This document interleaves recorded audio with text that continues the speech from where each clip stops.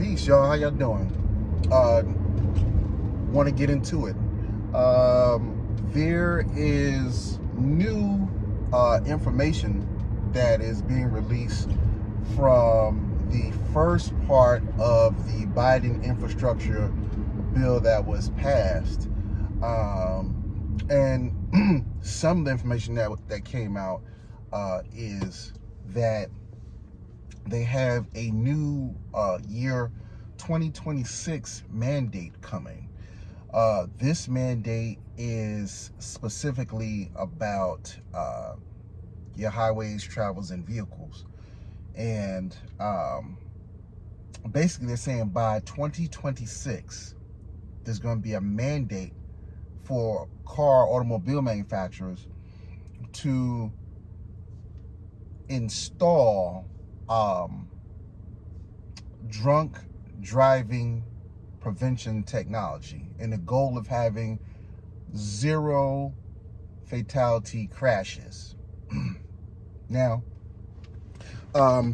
they've allotted about $17 billion for this total package. A lot of it has to deal with, like I said, getting these cars equipped and whatever that whole infrastructure package looks like to get the car manufacturers on board with that. But also, they say that on a lot of the roadways, they're going to widen sidewalks to reduce the amount of cars on the road.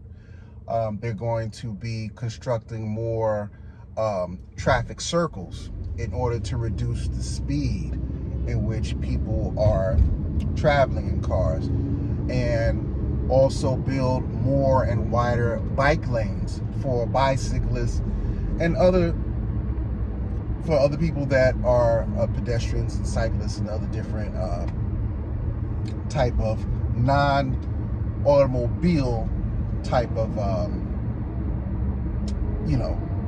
not vehicles, but however you want to say, cyclists or something like that. Now,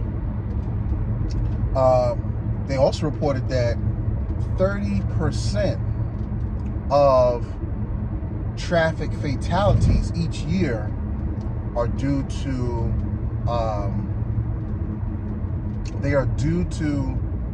drunk driving, and that amounts to about 10,000. They say 10,000 a year. Now, the other thing that they plan on including is that also mandating that cars and automobiles that they have rear seat sensors and reminders of children being in the car. So, like if sometimes you hear about these tragic situations in which parents, they may be busy and not really paying attention and just thinking that they're just out and about, whatever the case may be, and leave the child in the car in the hot summer, or whatever the case may be. So the sensor will go off to remind the parent or the driver, automobile operator, I guess if they put it in a park and happen to open the door, then some type of signal or some type of alert would trigger to remind them that, hey, there's an infant in the backseat. I like that. I think it's a great idea. Also, they talked about some cases in which people have had infants in the back seat and accidentally recline their seat, causing injuries and in some cases death to some infants. Very good. I like that. But one of the other things, though, that they were saying is that they haven't given the specifics on the technology, but according to Transportation Secretary Pete Buttigieg, him along with the NTHA, the National Transportation Highway Administration, and I think the NTSB, National Transportation Safety Board, they've come to this agreement and conclusion that there's going to have to be some type of in-cabin monitoring, surveillance, and alert system that somehow it monitors the drivers for alertness, drowsiness, or impairment from alcohol or whatever. Some of the recommendations have been infrared cameras and cameras inside of the vehicle to keep an eye on the operator. And if the person happens to, let's say, make too many movements or doesn't appear to be moving as if a person is alert and attentive, it will trigger an alert so the person does wake up or become attentive to what they're doing. And if it's too many, they didn't say how many alerts have to go off. But if there's too many alerts, then this is on some Minority Report stuff. What will happen is it will automatically put the hazard lights on, slow the car down, and automatically steer the driver off the road. So I thought that was kind of interesting.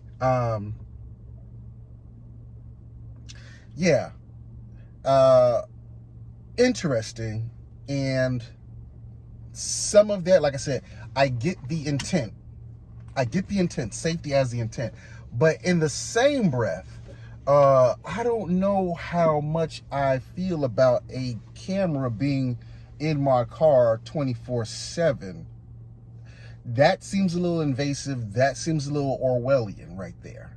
And that's that balance of trade-off between good intention and possible overreach. I mean, somebody can say the same thing. Hey, national crime statistics, thousands of people die from spousal abuse inside their house every year. Every year, thousands of people are being beaten and murdered by their spouse or a loved one every year. And so in order to control that and prevent that, we should probably have cameras installed inside everybody's house and bedroom. So that way we can kind of pick up if there's any type of hostility or a violent interaction is about to occur. And that way we can come and intervene. So, I mean, imagine that you're in your bedroom and, you're with your significant other, your spouse, whoever whatever floats your boat. And you guys get into an argument. Arguments happen. It gets to a certain sensitivity level. Alerts go off. Cameras go rolling. Police roll up. Like, I don't know.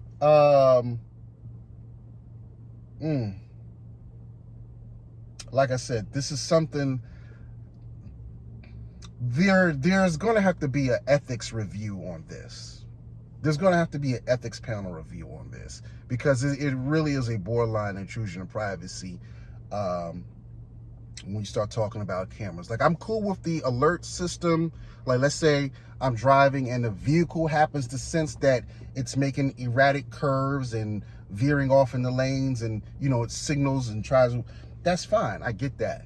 But the whole cameras inside, that is a little bit of overreach. Tell me what you think. But like I said, this is in the new infrastructure package that was just approved from Congress that they had in the bill. So with that being said, hope you had a good one. Just trying to be informative. Take care. Peace.